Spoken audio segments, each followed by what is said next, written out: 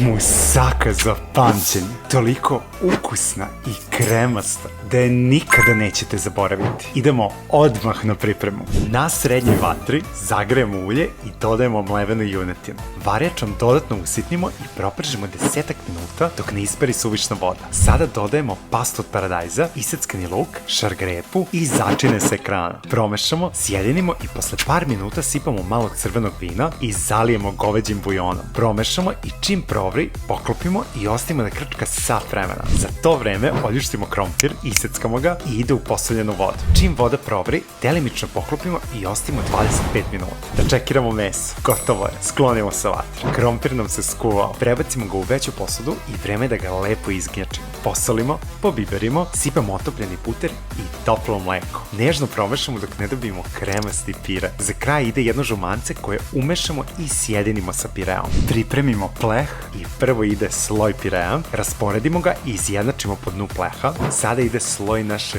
mekane junetine, premažemo je preko pirea, malo rendanog sira jer što da ne, i ostatak pirea nežno premažemo i izjednačimo preko svega. A za krckavu koricu dodamo malo sitno iseckanog krompira, malo ulja preko i ide u rernu.